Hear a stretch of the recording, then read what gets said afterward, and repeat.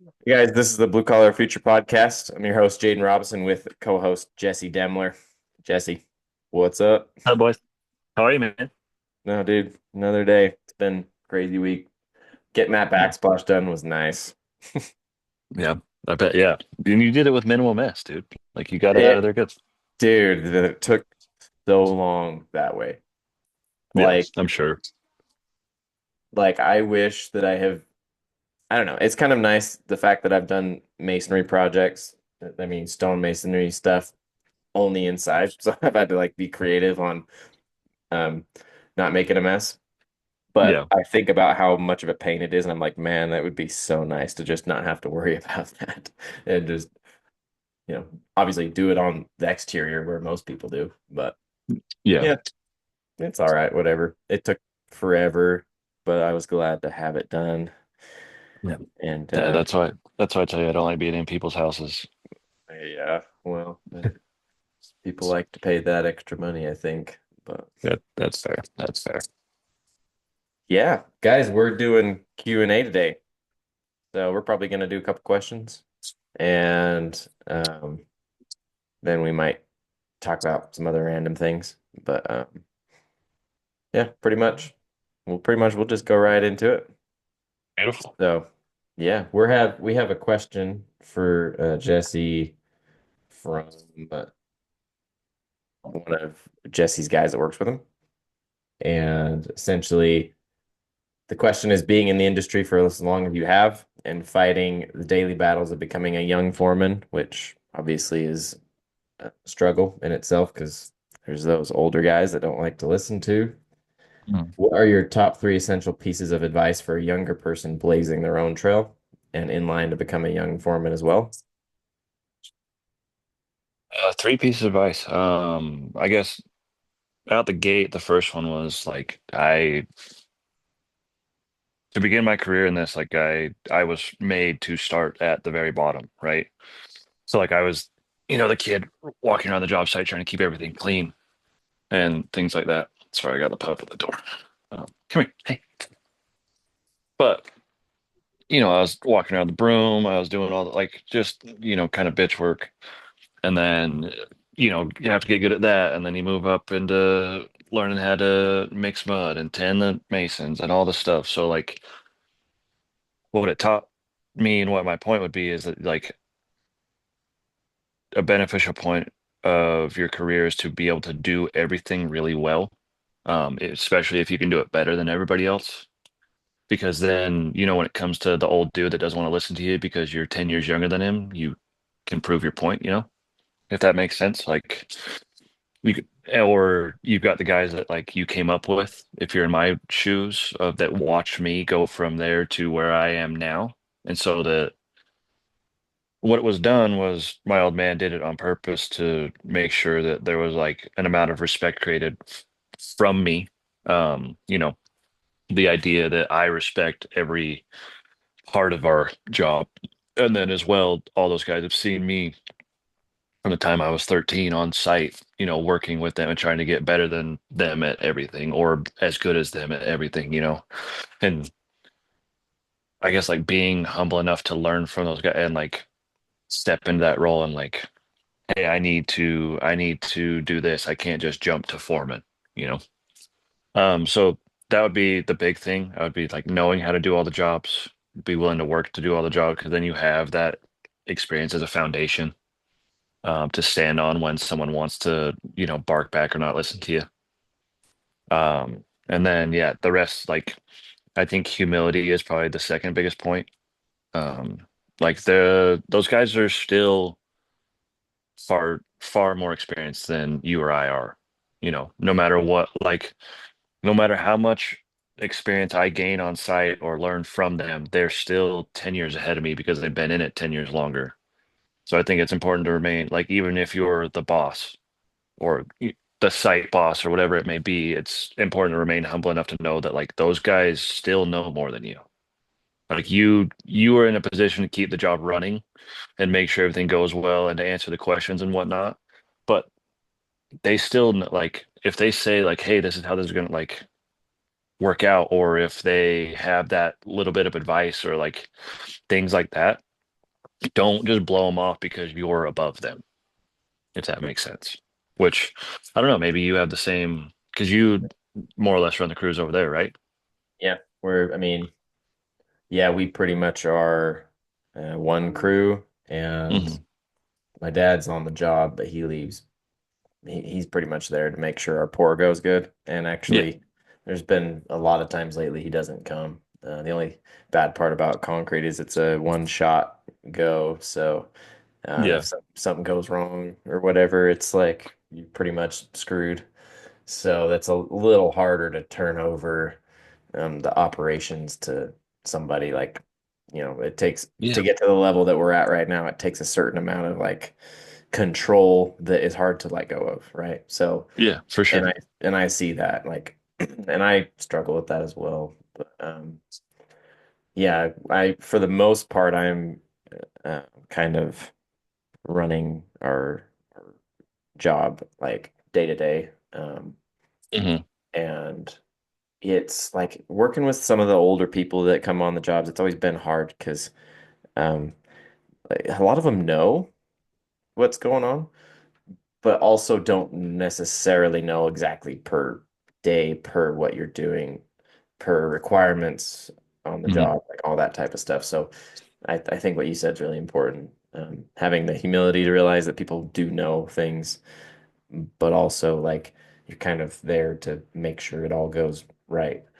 Um, Yeah, so no, I like that. yeah.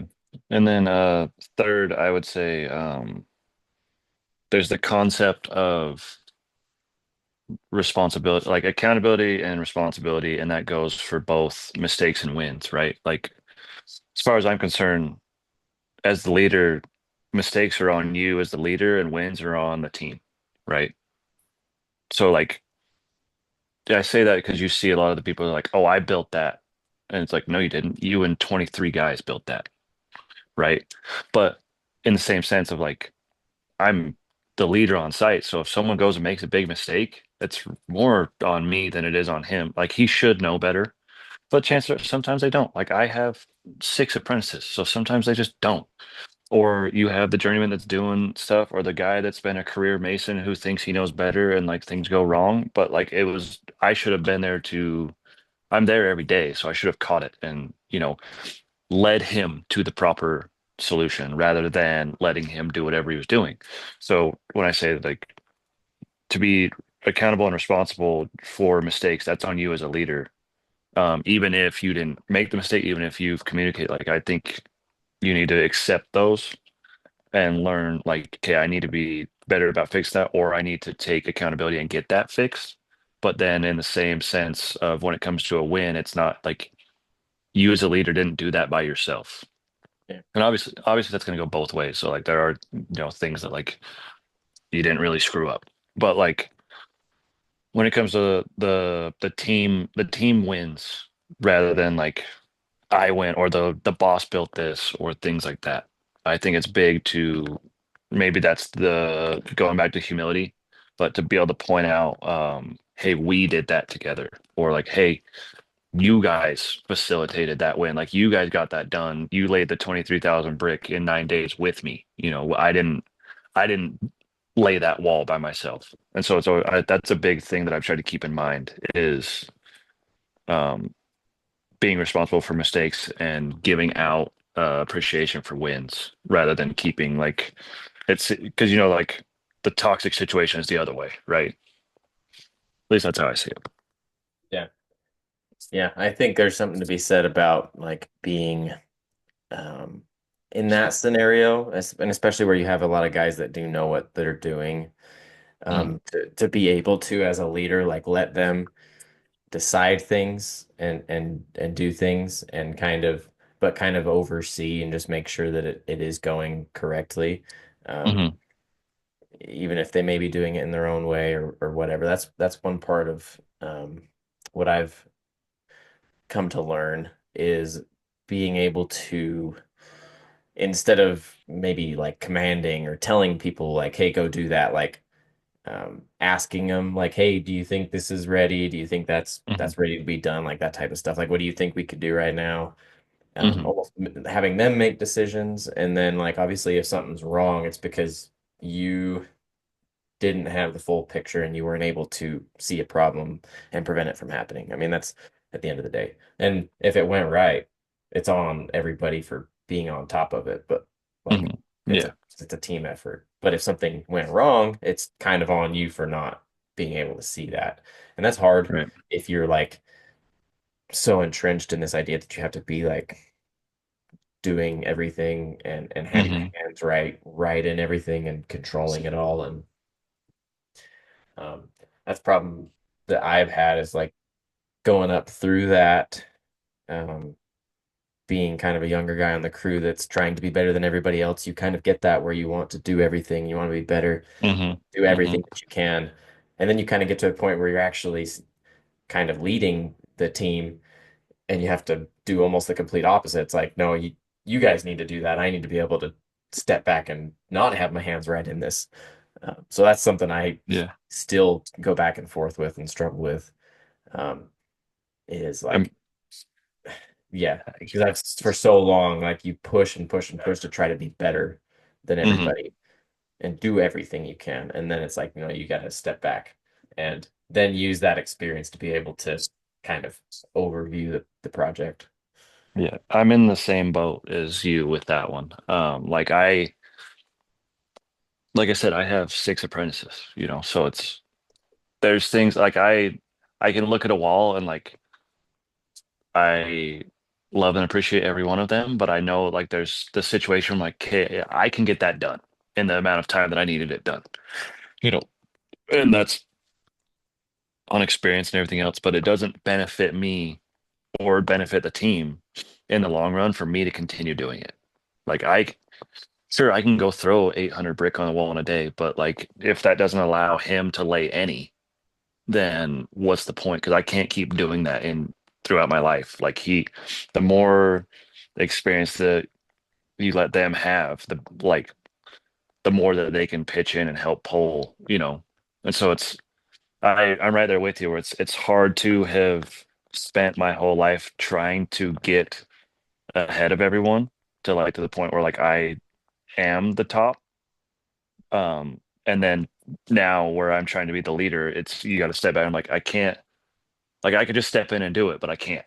And Yeah, like, yeah, it's to be conscious of that, you're just like, it feels like what I imagine like a barrel horse feels like before they let it run, yeah, yeah, it's exactly. like, and so it's like, you just stand, and you're like, oh, I can't, like, you need to do that. Like, Exactly. I know that I could do that in 5 seconds, but you need to take the 2 minutes to do it or whatever it is, Exactly. it's wild. But, Yeah, yeah. yeah, And to your point of the like trying to pull everybody along and stuff, like that's why I got the lighthouse tattoo, because that's the yeah, whole metaphor is yeah, the lighthouse stands as an example to bring the boats into shore, whereas the tugboat forces everything to come in on its own and eventually wears itself out. And so you want to be more of the lighthouse and leadership and be the example and guide these guys to where they need to be rather than hooking up to them and yanking them along and trying to force them to be where you want them to yeah. be. Well, yeah, it goes back to what we said just barely about, like you almost have to change your mindset completely as like before you're in this thought of like trying to be better, so you're almost like comparing yourself to everybody and like, oh, I can do that better, or I am doing that better, like Mhm. I could do that faster, but it doesn't matter at the same time because you need to be able to look and say, yeah, they can do that just fine. And even if Mhm. they're doing it and doing it differently or wrong, they're taking care of it. And as long as they can get it done in the time it needs to be done, Yeah. it is what it is. It is, and so And you have to quit saying, "Oh yeah, I could do that better," or "I can do that like faster," or "right now," or "it needs," or like even putting more pressure on it than it needs to be, um, mhm. because you're in that mindset of learning and growing, and then you kind of get to a point, and it's like, okay, I actually I need to let them do that too. I need to let them be able to experience that. And when I started doing that, and it hasn't been that long ago either, letting people do the majority of stuff that I would always be my hands right on, like a lot of the Mhm. finishing and stuff, like everybody can handle it. Like everybody's been trained. It almost if you can't let them do it, it almost is more of a bad sign on you as you Hmm. think they're not good enough. But that's if that's the case, that's your fault for not training them Exactly. right. So 100%. you need to be able to let them do what they can do and believe that they can do it too as well. So Yeah. Yeah. I'd say that's, I guess, maybe 4 points is the ability to empower your crew rather than like scrutinize them or like yeah, belittle them. You yeah, know, we yeah, want we want to make these guys bigger, or like, and whether it's the journeyman or the apprentice or the laborer, bring them so that they're more confident in their skills rather than belittling them. And that's something, the like we've talked about before, the crabs in a bucket in construction. There's a lot of the opposite where like there's not a lot of buildup. So it's important, I think, if you're trying to become a young foreman or leader on site, because you don't necessarily need to be a foreman to be a leader. You can be a leader in your position. Um, but if you're doing that, I think it's important to recognize the conversations in construction and don't be the crabs in a bucket or always screwing up, like focus on empowering everyone around you. Because like you said, I mean, it does us no good if like you or I need to go grab materials and the whole job site stops because we're gone. yeah, So exactly. So yeah, you need to trust everybody and let them trust themselves because they need to be able to do it. Otherwise, like if your hands are off the tools and nothing's going on, that's a shitty company. yeah, no kidding. No kidding. But I mean, and we can almost go to another level because I know people already have commented and responded to this. Both of us are in family companies, right? Yeah, yeah, Uh, obviously I've got to interview the one guy that is has his dad own his company or whatever. yeah. It's me. So It's me and Donald Trump out here. exactly. Um, what people don't get is working with families really hard.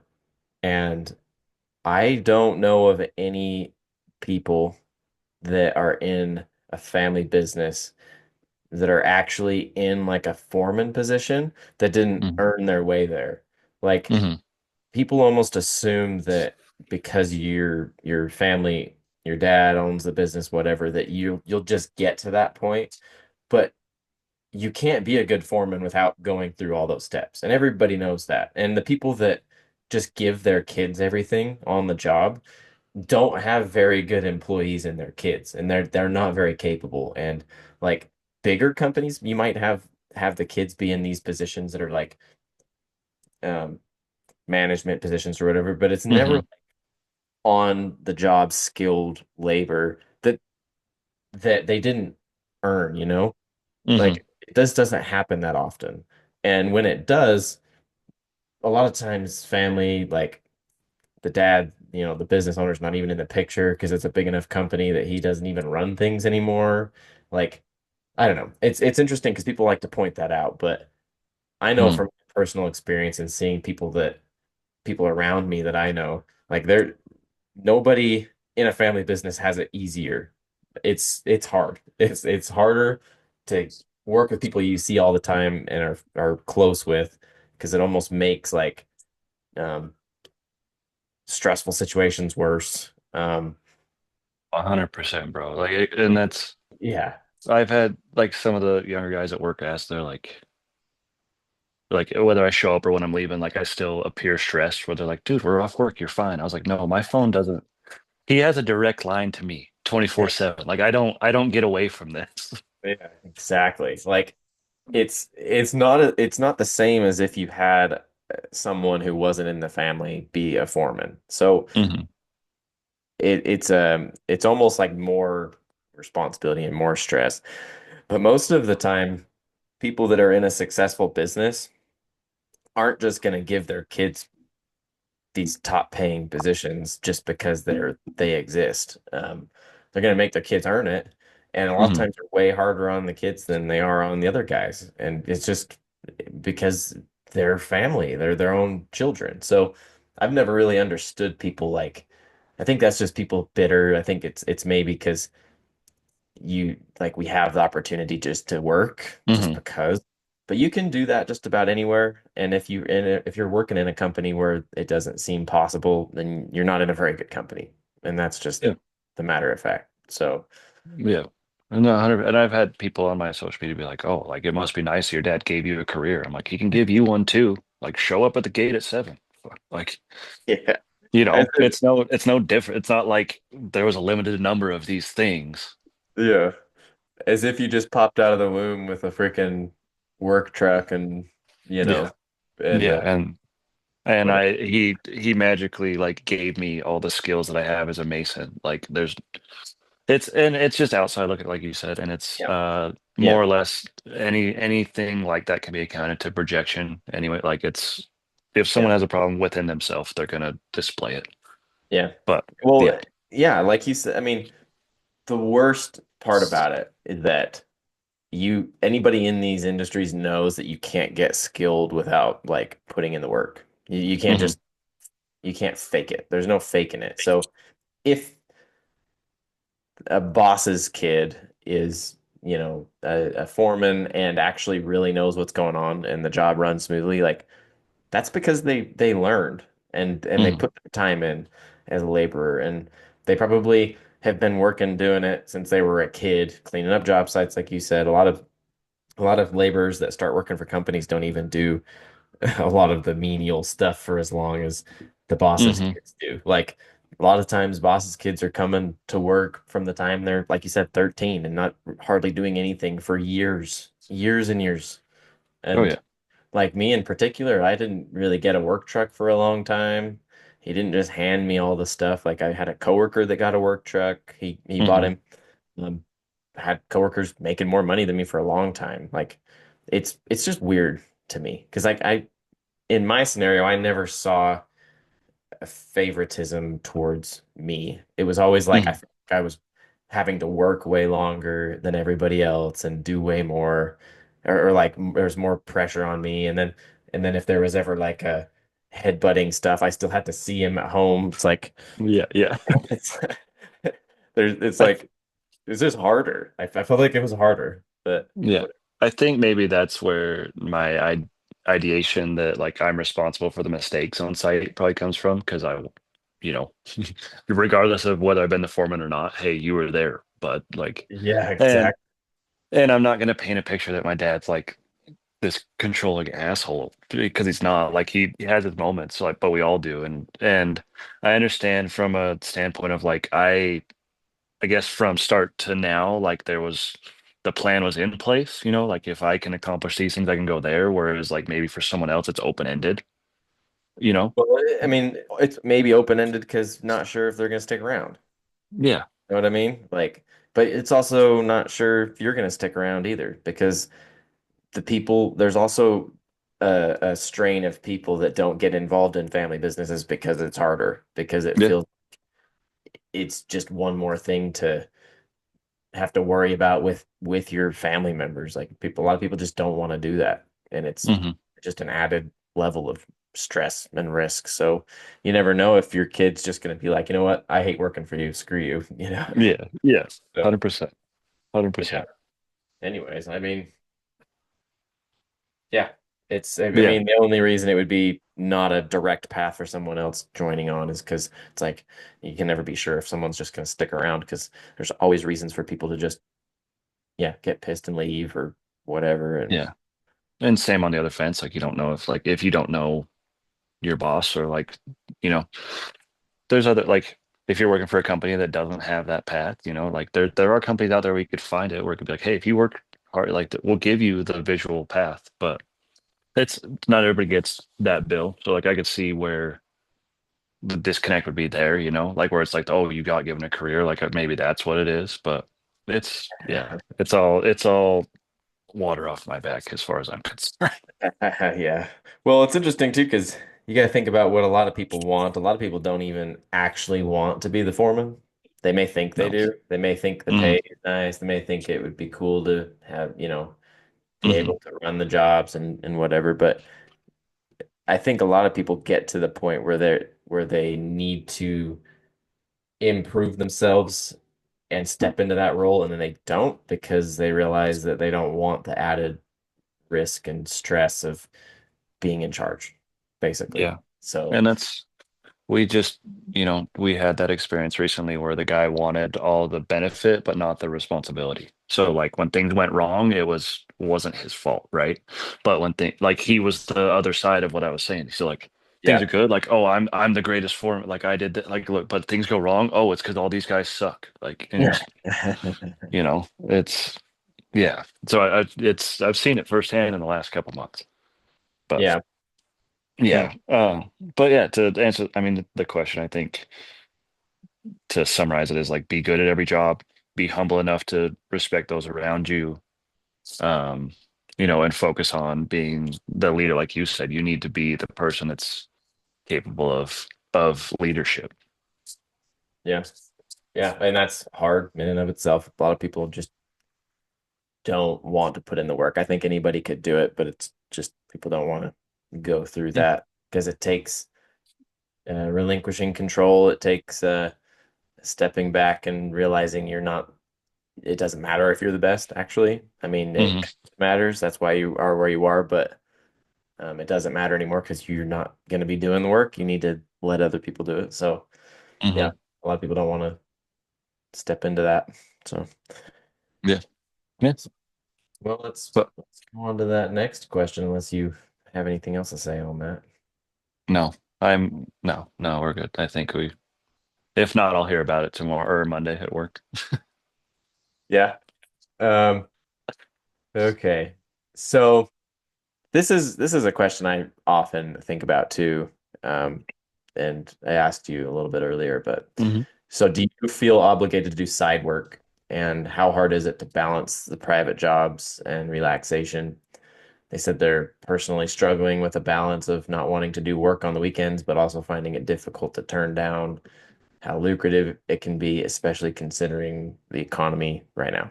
So, Yeah, I think there's always a form of obligation to do it just because, well, I shouldn't say just because, but especially if you are, say, the head of household or the main income or things like that, and you know that if I go do more, we have more of a safety net. We have, whatever it is, or we can go afford the vacation or the toys or whatever.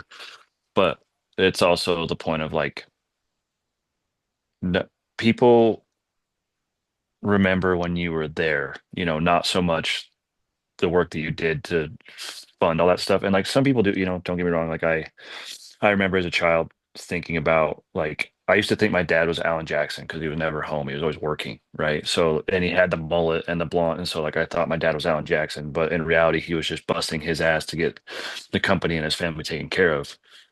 And so there is gratitude there, but like the things I remember a lot is like him being able to coach my baseball team or like being there for life moments and stuff like that. And so I think when you get into that realm of things, it's more important. Like your family is more important than the hours you put in, but it's also necessary to put some hours in to take care of that family. So it's kind of a double-edged sword, if you will. Um, like me, and personally, is like my side work is kind of transitioned from doing, you know, a bunch of mailboxes or like the stone and stuff on residential projects to my social media income and filming brand deals and doing all that stuff that I don't want to do, even though I need to do it. And so it's the same but different, and it's something that I tried to focus at least, 75% of my time on my wife and the pup and my home life, and then the other stuff on side work. And fortunately, like for me, my wife's a hustler and she has, her stuff that she's working on and whatnot. So it's not like I'm just leaving her here, by herself or whatnot. She has stuff that she's doing. So that kind of relieves the guilt from me.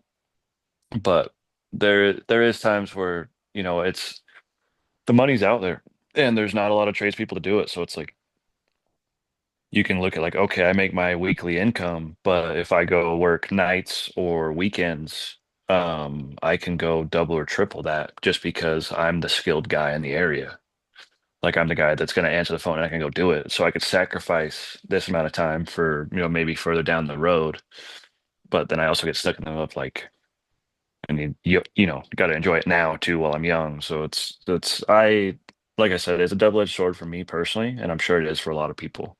Yeah. Um, I try to think about it too now with side like specifically side jobs, not my side income.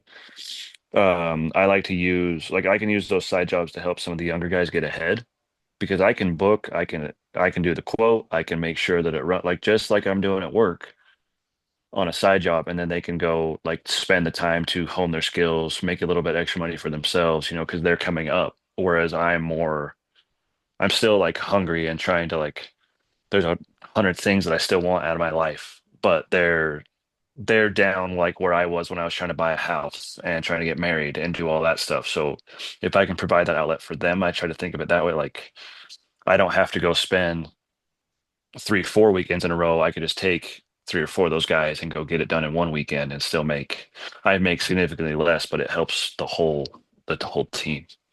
At least that's how I try to think of it. But yeah, I do struggle with feeling obligated to go get the money that's out there because I can see it and Yeah. being home when I should be home and things like that. Yeah. Well, I mean, you touched on something you like it's important to you to be able to help those guys maybe in a setting that doesn't matter as much, I guess, as like your job on Hmm. like maybe it doesn't not that it doesn't matter as much, but um it's a The, better the opportunity the for them. yeah, the quota's not there. Like I mean it is, but the quota is not there, so there's not this gigantic pressure sitting on everyone's shoulders to get it Yeah, done.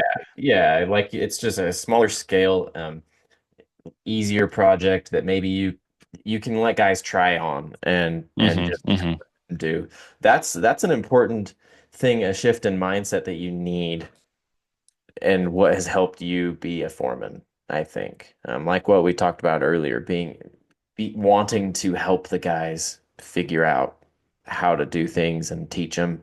Like that's the mindset you need to be in. So Hmm. using Hmm. those side jobs as an outlet to do that helps you and them, but it also helps you practice on that. I mean, it helps you Yeah, hone your skills being a foreman, being able to lead and teach and guide a project, and from every single stage, not just um, the planning like because you said you schedule out, you handle a lot of it other than maybe the bid, right? The bids. for a commercial, yeah, Yes. I if it's everything but paperwork, let's call it that. Like, Yeah. I mean, it allows you to take a little bit more of a project overview than you get right now.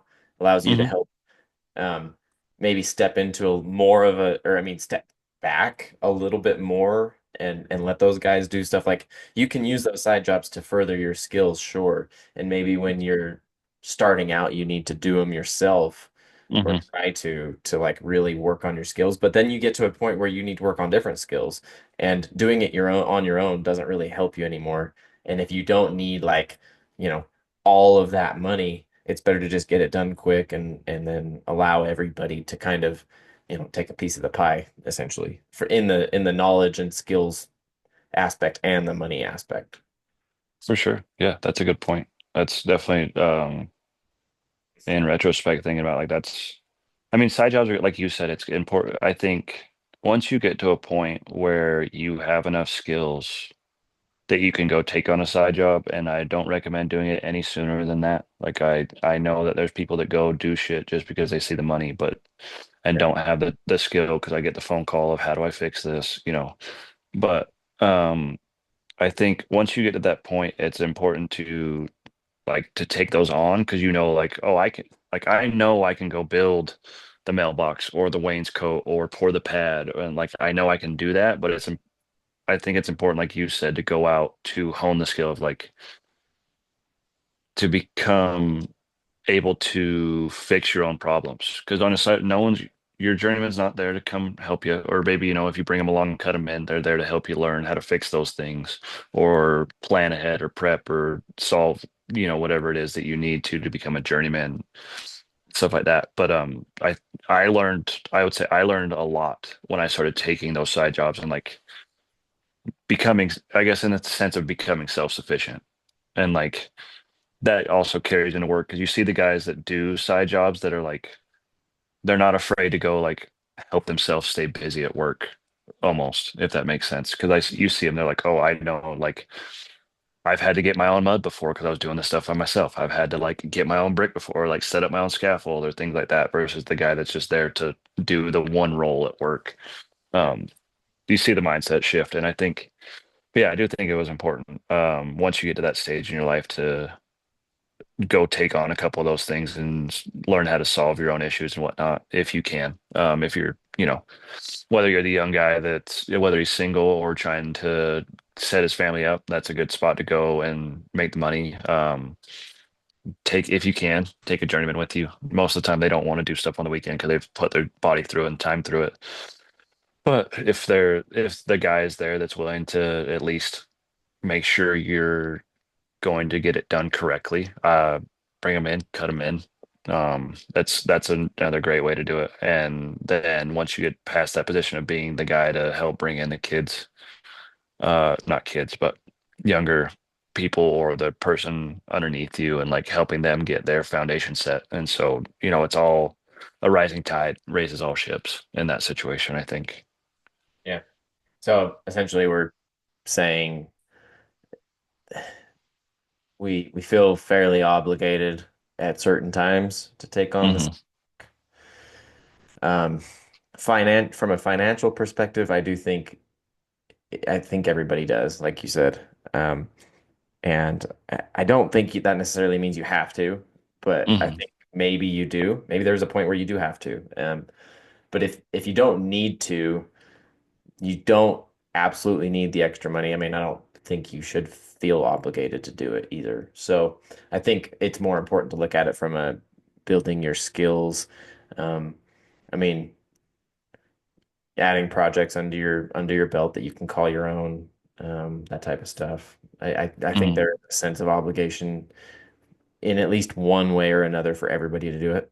Sure. Maybe different reasons throughout their time, as an apprentice, like we said. As soon as you're ready, taking them on helps you understand how the whole process works. And then at a certain point in time, it's being able to manage people and Hmm.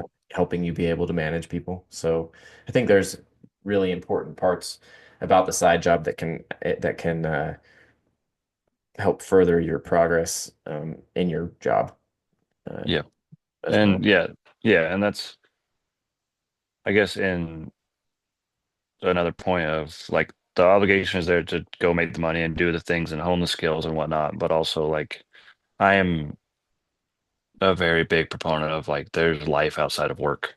And it's far more important. Like this isn't a video game. There's not going to be a counter over my head that says, 1.5 million bricks laid when I die, but there is going to be a room of people that I should have affected throughout my life.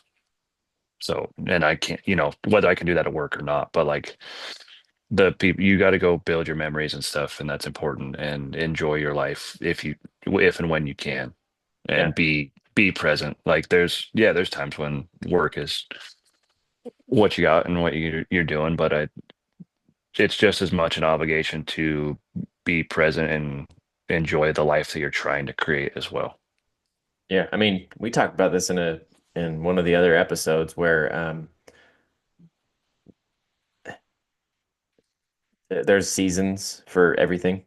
Hmm. Um, there's times where maybe you do need to do that type of thing, but there's also plenty of times that you need to not, specifically because you need to be present, you need to be around. Maybe it's maybe it's you dedicate specific weekends Hmm. to staying home. I mean, maybe you take on one project where it takes one weekend of time, um, stuff like that. Or you take one project every couple months. I mean, Yeah. maybe just make an effort to be able to be at present and at home because, like you said, there's life outside of work. But maybe also build in somewhere where you take in a specific amount of them. You don't need to take them all in. And then, especially if you get to that point, because you're not taking every single side job that comes in and you only even want to take one a month or one every couple months, you can charge plenty to make it worth it to Mhm. be able to feel fine missing out, I guess, because it's going to help you out more, I essentially. do. Yeah, I would love to add that I am under no obligation to do anything for cheap. Like Yeah. I am far past that. Like I don't give a damn what discount you thought you were gonna get. I charge what I charge because you were taking me away from my wife and my home life. Yeah. Like I will stand on that right there for sure. Yeah. Well, I think at some point, like in the beginning, you're desperate to get them, or Hmm. you Hmm. want to get them. So it's like, yeah, I'll do it for this amount just because I want to get it done. But then you start to get to a point, and I think everybody gets to this point where it's like it's not even worth doing Hmm. unless you're getting like every penny that you could possibly get. Because otherwise, like you make money as it is. You don't need to do that other stuff. All it's going to do is take up all of your time when you should be probably just hanging out at home with your wife and whoever your family and resting, Hmm. Hmm. relaxing, having fun, whatever. Like, yeah, there's definitely a point where it's like, no, I don't literally don't care. I would rather not do anything. I'd rather just sit at home than go and spend all my time and barely make any money. Yep. Yeah, it's like the meme of it's like, can you do a price tag break for me? It's like, yeah, it's this much for me to do it. It's this much for me to not carry on. Like, I like that. like that's Yep. I yeah. Personally, if it comes to asking my personal opinion about that, I am right there with that meme. But like, there's someone else, call the stucco guy. I don't give a shit. And that's the thing is everybody will always there'll always be someone cheaper too. If you're trying to be the cheapest bid, that is a losing battle. Hmm. And people will come back at you with, well, this guy gave me a bid and he'll do it for cheaper. It's like, cool, have him do it. I don't care. Like this is Yeah. how much it's going to cost me to come and do it, and I don't want to do it anyways. Like, almost need to treat all of them like that and not Yeah. be at this point. Like you almost need to be desperate at first Hmm. to get the projects under your belt and then get to a point where you can just not care. And then Yeah. I think they do end up coming just fine. And it's all in the mindset of like knowing what you're worth and what your time is worth. And if it's not worth, minimal pay on the side jobs with all the risk that you take on because it's your responsibility, then don't do Hmm. it. Doesn't matter. Yeah. Yeah. I think, like you said, I think we're all like in the beginning, you're desperate because you don't know. But once the supply or the demand comes in, that should reinforce your, mental fortitude to realize that the desperation is like, if you're good at your job and you do good jobs, the recommendations will come in and people will be like, hey, he is worth that. Like, there's a reason we're telling you to use him or you or her, or, whatever it may be.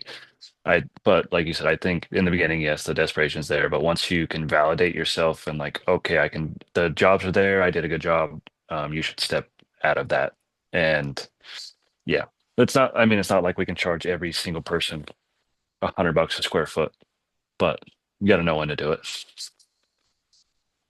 Yeah, I mean that's important too because it's depending on project. I mean, I was talking with you about those backsplashes because um like when we first got on and before we started recording because like I know how big of a freaking pain it is to be in my own house trying to keep it clean and um how much I'd have to charge to make it worth it. Because if I was going off of a square footage price of like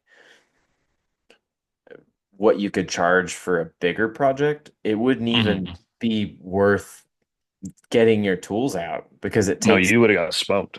yeah, it's freaking like say you go charge a minimal like $30 a square foot or something for like a Hmm. stone splash. Like Hmm. for mine, that's like $800 or something. It would probably take me by myself like in someone else's house like 3 full days of like Yeah. like because you have to go in and out of the house and keep your mess, you know, down as much as you can, clean up your stuff. Like every time you get there, you got to get all your stuff out and ready. it's a pain. It's a gigantic pain. So you'd have to charge more depending on Hmm. the project. And I think a lot of people need to realize that it's, different projects require different Yeah, prices for for different. sure. So For sure. For sure. Um, you're yeah. and you said you were kind of getting away from necessarily like doing like actual masonry side projects and then getting to building social media and your side income there. And we're Hmm. like what we said before we started recording is that's a side job in and of itself, and it takes as much time out of your day as doing these side jobs probably, but it's different because it's not like this one project that you got to go somewhere else and do. You can do them from anywhere, anytime, be working on it Hmm. constantly, and you can get it to a point where you can be making, pretty good money, side job money, and Yeah. Oh yeah. uh, There's, yeah, and that's I've been fortunate enough to replace like I can do a brand deal or I can go build a mailbox, you know. Like I use mailboxes because that's an easy day job. Like you can knock that out on a Saturday. Um, but like I've been fortunate enough to get to that point or the views or whatever it may be. Like, like Lex, um, I know Lex makes twice her income off of social media, but she will be the first person to tell you that the social media stuff is way harder than her electrician job. Like she's putting in way more time in filming yeah, and editing and yeah. making sure it's on every platform and all that stuff. So it's yeah. And that's my resolutions, if you will. I've been like I kind of had throttle half down on this whole thing and I'm still making, enough that I'm comfortable, but I'm like what would happen if I really went and put the pedal on on the ground, and went for it and did like what she does? Like, could I get there, or things like that? And so I need to be better about I need to treat my social media as if it's the same as my actual job where I labor. Like if I put that much effort into it, if I could, and like you said, I can do that from home. Like as long as I film everything, I can do that. Like I'm on my phone or, when we're hanging out and relaxing anyway, so I might as well be doing something productive about it. Yeah, yeah, exactly. If you're not doing something productive with it, it just sucks you in somehow. Like you find yourself 30 minutes later, you don't even remember what you've been doing. Yeah, but I know some good dance moves, so Yeah. Yeah, hey, it's content. It's a inspiration. yeah. Yeah, it's and people are probably looking at your social media thinking like, "Oh man, if I could only just get there." And hearing what you just said is like you're looking at someone else's and like, "Man, what would it look like if I like put in the work and got to that point?" So I think Hmm. the comparing is hard, but it's important to know that not everybody is like in this like perfect world scenario and making, tons of money and um they're always people are always like wanting for more, like almost Yeah. whatever situation is. So almost being able to be content where you're at while realizing you want to get to more is Hmm. important. And that kind of Hmm. can go to the side jobs, like being content with the situation you're in, but also wanting to make more money is a good place to be. Because you're not feeling bad for not taking on side jobs, but at the same time, when you get them and they're worth it, it's obviously like you're mentally prepared there. Um, yeah, you're all ready and prepared for that way. Hmm. I think, I mean, maybe it's more life advice than anything of like, it's not probably, it is definitely important to map out what exactly you want and reverse engineer that. And so that's for me, that includes making that money, but it also includes spending time with my wife because she's like, I love my wife and I love this little chihuahua behind me, even though he's a brat, But like, so if you're going to reverse engineer that, like you said, that allows you to like, okay, here's my goal. Here's how I can do this and this. And like, I have these weekends are for side jobs. This is my time with my wife. Like, I think maybe the idea of being much more intentional with your life is probably important, is definitely important. Well, I mean, look at how unintentional all of these like haters are with their lives that just sit there and shoot out comments. They're like, "Oh man, it must be nice," because they don't understand what it takes to get there to begin with. Like the intention to the intention is how you get to be a young foreman. I mean, being able to work with intention Mm. of learning and improving your skills every single day is how you get to that point quickly. I mean, it's living with intention is how you get there. So that is a good point. Being able to do that um, is a good skill to learn, I guess I'd say. Yeah, and I don't say that in a sense because I know who asked you that question. I don't think that they're being unintentional, but I Yeah. do think, yeah, if like what's important to you, where you want to be, what goals you want, and then reverse engineer it from there. And just being intentional is beneficial to that. Yep. Yeah, for sure. Yeah, like just I mean just getting to a point where you're thinking about everything you're doing because like it sounds silly that we're saying live with intention, but when you realize how much of your life is on autopilot if you're not doing that, it's it really is an eye opener. Like how much of your day is just step by step doing the same thing over and over again instead Hmm. of intentionally like, yeah, I'm gonna wake up a little bit earlier and make some videos for my social media. Um, I'm gonna try to do that, wake up a little bit earlier so that when I get home, I don't have to be on my phone, like that type of stuff, and intentionally setting um, phone limits, goals for work, that type of stuff. It's all super important. So Yeah, I mean it's the same as why you hit the gym at 4:30 in the morning. yeah, You have other stuff that you're working on. And I guess in point to that, I would say if anyone is curious about how to do that and to find a good example, Rob Dyrdek is pure class in that yeah, aspect. yeah, yeah, Yeah, if you've ever wanted to know how to get very intentional about your life and your time, he is the perfect example. yeah, yeah. I that reminds me of a couple interviews I've heard of his, and I never would have. I was surprised. I was like, wow, that's pretty crazy. So Right, yeah, you see him as like Robin Big or the Fantasy yeah, Factory, but then like yeah, you learn how his brain works, and he's like, you've been able to accomplish that with like what is it, 4% of his time? yeah. Because he's so strict about what he's doing and how he's doing it. It's Hmm. crazy. Yeah. But yeah. Awesome. I don't know if you have anything else to add. I think we've Um, yeah, I answered. think we beat those horses. That's good. That's good. I don't think it's a good idea for us to take on more than a couple questions because more than a few 'cause we can go over them in Yeah. detail. I feel like two or So three is perfect. I mean, because we have to be an hour or about an hour, right? yeah, I don't even know. Like, probably need to be better at that. Yeah. But whatever.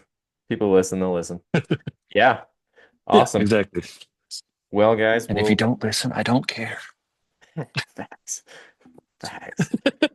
Listen if you want. I don't care actually otherwise. So Sorry to interrupt you, Jade. I had to be a smart ass. no, dude, seriously. Seriously. Um, yeah. We'll be back another week probably. We might be doing a topic. I think I want to do a topic episode. I might not let anybody know what it is until we've done it. So Yeah, I anyways. love surprises. Heck yeah, let's do it. Yeah. All right. Sounds good. We will be back with a topic episode in about, oh, I guess 2 weeks. Thanks for listening. See ya. Perfect. Thanks for coming Thanks, on, guys. Jesse. Thank you, dude.